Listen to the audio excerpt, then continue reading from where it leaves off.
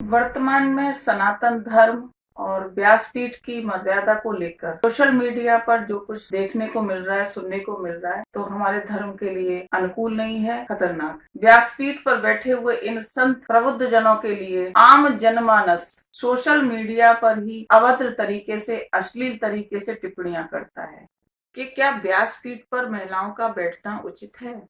चाहे समान अधिकार हैं हमारी महिलाओं के, हमारी बेटियों के, परंतु प्रकृति प्रदत्त स्वाभाविक धर्म के अनुकूल स्त्री का एक धर्म है जो उसके जीवन में इस पीठ पर बैठने के लिए व्यवधान बनता है। यदि कोई बेटी व्यासपीठ पर बैठती है तो व्यासपीठ अपवित्र हो, आवाज हमारे धर्म की, हमारे संस्कृति की विश्व में जाएगी तो उसके परिणाम हमें उसी तरीके से मिलेंगे। वर्तमान में सनातन धर्म और व्यासपीठ की मर्यादा को लेकर सोशल मीडिया पर जो कुछ देखने को मिल रहा है, सुनने को मिल रहा है, वो बहुत ही सनातन धर्म के हिसाब से देखें तो हमारे धर्म के लिए अनुकूल नहीं है, खतरनाक है। व्यासपीठ पर बैठे हुए जब व्यास कथा से इतर कुछ बोलते हैं, धर्म के इतर कुछ बोलते हैं, या धर्म में ही हमारे देवी देवताओं के लिए कुछ ऐसा बोलते हैं जिससे पूरे सनातन धर्मियों के हृदय को ठेस पहुंचती है, तब बहुत कष्ट होता है। उनके बारे में कुछ ऐसा देखने और सुनने को मिल रहा है जिससे हृदय कष्ट से पीड़ित होता है। अभी पिछले कुछ दिनों में ये चीजें बहुत ज्यादा देखने को मिली हैं और मुझे तब और भी ज्यादा कष्ट होता है कि जब व्यासपीठ पर बैठे हुए इन संत प्रबुद्ध जनों के लिए आम जनमानस सोशल मीडिया पर ही अभद्र तरीके से, अश्लील तरीके से टिप्पणियां करता है। बात दोनों अपनी जगह जायज है। न तो व्यासपीठ से ऐसे प्रसंग आने चाहिए, ऐसे वचन बोले जाने चाहिए, ऐसी बातें की जानी चाहिए, और न ही सोशल मीडिया पर आम जनों के द्वारा या जिनके दिल को ठेस पहुंची है, जिनके हृदय को पीड़ा हुई है, वो कुछ ऐसा बोले कि हमारे सनातन धर्म को कष्ट हो, हमारे सनातन धर्म की मर्यादा का हनन हो, हमारी संस्कृति का और हमारी सभ्यता का कुछ ऐसा हो जिससे हमारे हृदय को कष्ट पहुंचे।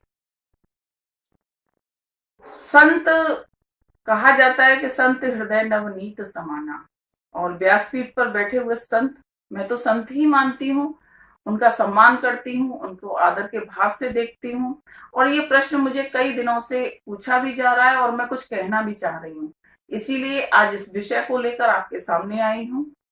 बहुत से बिंदु ऐसे हैं जिन पर चर्चा किया जाना जरूरी है। मेरे पूज्य सदगुरुदेव पुरी शंकराचार्य स्वामी निश्चलानंद सरस्वती जी महाराज हमेशा से कहते हैं कि व्यासपीठ के शोधन की आवश्यकता है, और मैं अक्सर करके उनके चरणों में निवेदन करती हूँ कि शोधन क्यों? तो उनका हमेशा एक ही जवाब रहता है कि जो आज व्यासपीठ पर बैठकर व्यासपीठ की गरिमा को हनन कर रहे हैं, व्यासपीठ की मर्यादा का हनन कर रहे हैं, उनको ध्यान रखना चाहिए कि व्यासपीठ स्वयं भगवान का स्वरूप है। स्वयं भगवान के स्वरूप को हम यदि माने और उस पीठ का हम अनादर करें तो हम कभी अपने आप को भी माफ नहीं कर पाएंगे, अपने आप को भी क्षमा नहीं कर पाएंगे। सनातन धर्म कहता है कि धर्म, संस्कृति, गौ, गंगा, गायत्री, इन सब के विषय भगवान राम की कथाएं, भगवान कृष्ण की कथाएं, भगवान के लीला प्रसंग इतने हैं कि उनका वाचन होना चाहिए। परंतु जब व्यासपीठ पर बैठकर अन्यान्य धर्मों की बातें होती हैं, कथा से इतर प्रसंग छेड़े जाते हैं, फिल्मी गानों पर पैरोडी बनाए हुए गीतों को गाया जाता है, तो दिल को ठेस पहुंचती है। ऐसी क्या आवश्यकता हो गई? इतना विशाल श्रीमद् भागवत पुराण का विषय है, उससे इतर जाकर यदि हम अन्यान्य बातों को बोलेंगे तो मूल कथा का उद्देश्य, मूल कथा के प्रसंग, उनको समय कहाँ मिलेगा? वैसे भी वर्तमान में देखा जा रहा है कि 2 समय की कथा को एक समय में रोक दिया गया है, और उसमें भी यदि 4 घंटे की कथा है तो 2 घंटे 3 घंटे संगीत रहता है। माना मैंने ये मानती हूँ, स्वीकार करती हूँ कि भगवान नाम संकीर्तन होना चाहिए, जिससे श्रोता एक जागरूक रहें, श्रोता जागृत अवस्था में रहें।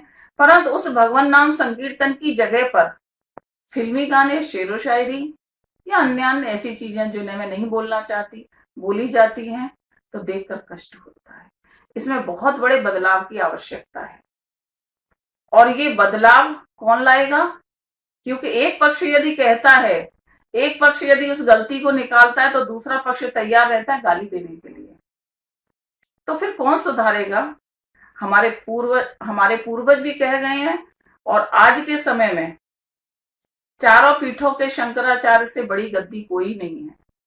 मैं उनके चरणों में निवेदन करना चाहती हूँ कि ये प्रसंग जो सनातन धर्म की छवि को धूमिल करने के लिए उठे हैं, इनको यही विराम देकर, विश्राम देकर, और भविष्य में ऐसी चेतावनी देनी चाहिए कि जो भी व्यासपीठ की मर्यादा का हनन करेगा, जो भी धार्मिक गद्दी की मर्यादा का हनन करेगा, उसके विरुद्ध कुछ न कुछ ऐसा एक्शन लिया जाना चाहिए, क्योंकि ये बहुत बड़ी गद्दी है। और भारतीय धर्म और संस्कृति की गूंज केवल भारत में ही नहीं, विश्व में है। तो जब आवाज हमारे धर्म की, हमारे संस्कृति की विश्व में जाएगी, तो उसके परिणाम हमें उसी तरीके से मिलेंगे।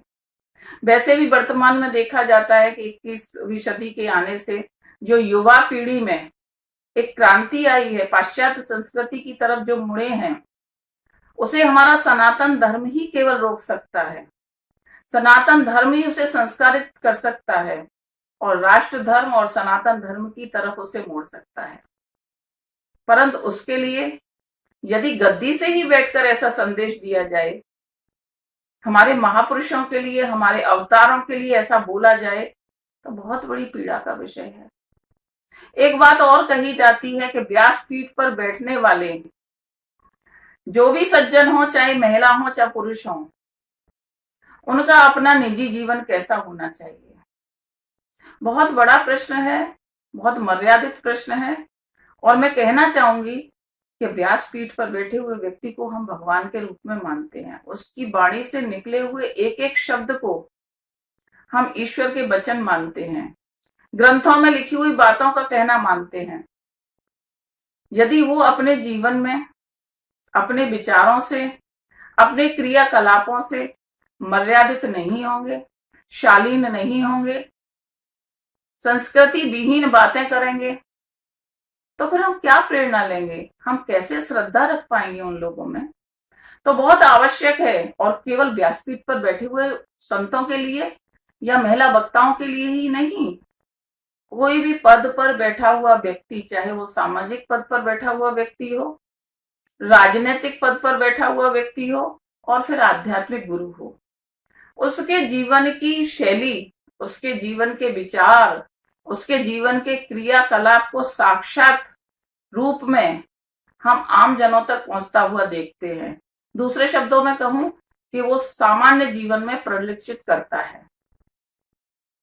तो बहुत आवश्यक है कि उसका जीवन मर्यादित, शालीन, धार्मिक, समय अनुकूल और समय की मांग के अनुसार और लोगों को प्रेरणा देने वाला होना चाहिए।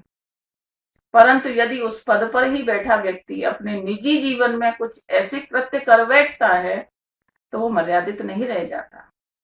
क्योंकि पद पर बैठे हुए व्यक्ति का जीवन अपना जीवन नहीं होता, वो सार्वजनिक जीवन होता है। तो उस जीवन की छाप आम जनों पर पहुंचती है, और आम जन उसे जीवन में उतारते हैं कि हमारे पूर्वज या हमारे आध्यात्मिक गुरु, हमारे सामाजिक सेवक जो कह रहे हैं, वो हमारे लिए एक ब्रह्म वाक्य की तरह से है। तो बहुत ही सोच समझ के, विचार पूर्वक निवेदन करना चाहिए।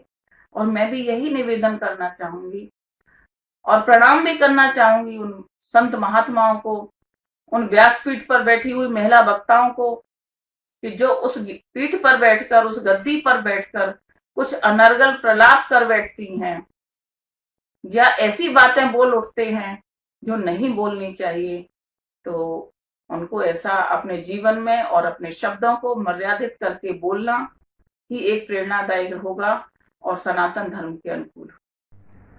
व्यासपीठ के शोधन की ही बात जब चल रही है तो एक विषय की मांग हमेशा से उठती आई है और मेरे संज्ञान में भी है। मुझसे भी लोग पूछते हैं कि क्या व्यासपीठ पर महिलाओं का बैठना उचित है, या व्यासपीठ पर बैठकर आज जो बेटियां कथा का वाचन कर रही हैं क्या वो हमारे शास्त्र के अनुकूल है। तो इस प्रश्न का जवाब देते नहीं बनता और इसका केवल एक कारण है, चाहे समान अधिकार हैं हमारी महिलाओं के, हमारी बेटियों के, परंतु प्रकृति प्रदत्त स्वाभाविक धर्म के अनुकूल स्त्री का एक धर्म है जो उसके जीवन में इस पीठ पर बैठने के लिए व्यवधान बनता है या गद्दी पर बैठने के लिए व्यवधान बनता है। और मैं उसको उचित भी मानती हूं कि उस धर्म के चलते यदि कोई बेटी व्यासपीठ पर बैठती है तो व्यासपीठ अपवित्र होती है, क्योंकि हमारे शास्त्रों में लिखा हुआ है। मैं पारंपरिक भी हूं और कुछ विषयों में आधुनिक विचारधारा का भी समर्थन करती हूँ, परंतु इस विषय को लेकर क्योंकि ये हमारे भगवान की कथाओं का वाचन है, धार्मिक अनुष्ठान है, क्योंकि 7 दिन की जो कथा होती है वो केवल कथा मात्र ही नहीं है, वो एक धार्मिक अनुष्ठान है।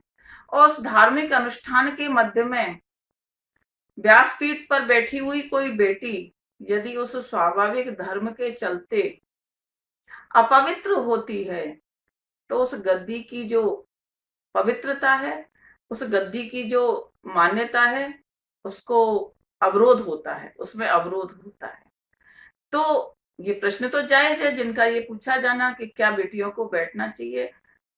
इस बात के अलावा कि बेटियों को नहीं बैठना चाहिए या कुछ ऐसा प्रबंध होना चाहिए कि मास में केवल एक कथा करें, परंतु देखने को ये मिलता है कि 3 कथाएं और 4 कथाएं तक बेटियां करती हैं, तो उस धर्म का पालन कैसे कर पाती हैं। यदि औषधि लेकर वो उस धर्म को अवरुद्ध भी करती हैं तो उनके स्वास्थ्य के लिए ये हानिकारक है।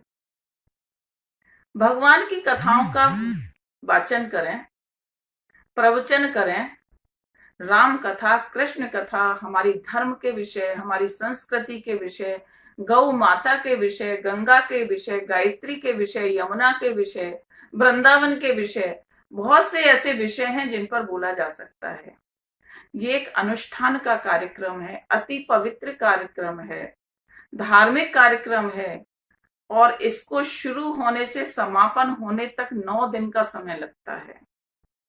तो ये स्वाभाविक है कि ये अवरोध तो अवश्य ही आता होगा, परंतु उस अवरोध के समय में बेटियां कैसे इस पीठ की मर्यादा का पालन करती हैं, ये चिंतनीय विषय है। और मैं निवेदन करती हूँ उन बेटियों से जो इस कथा का वाचन करती हैं, अनुष्ठान करती हैं, तो उनको भी इस धर्म का पालन करते समय व्यासपीठ की मर्यादा का पालन, उनकी पवित्रता का, उसकी शुचिता के पालन का ध्यान अवश्य रखना चाहिए।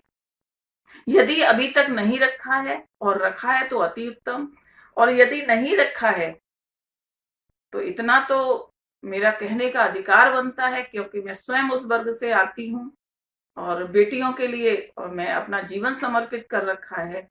तो मेरा इतना निवेदन तो उनको मानना चाहिए कि इस पीठ पर बैठकर उस धर्म के चलते इस पीठ की मर्यादा का, इस गद्दी की मर्यादा का, इसकी शुचिता का, इसकी शुद्धता का, इसकी पवित्रता का ध्यान अवश्य रखें। ये मेरे अपने विचार थे जो मैंने आपके सामने रखे। हो सकता है मेरे इन विचारों के बाद में आपके मन में कोई जिज्ञासा उत्पन्न हुई हो और आप कोई मुझसे प्रश्न पूछना चाह रहे हो, तो आपके प्रश्नों का जवाब देने के लिए, आपकी शंकाओं का समाधान करने के लिए मैं शीघ्र ही आपसे लाइव होंगी और आप अपने प्रश्न मेरी पोस्ट के नीचे कमेंट में दे सकते हैं, जिससे मैं आपके प्रश्नों को जान सकूं। जय श्री राधे।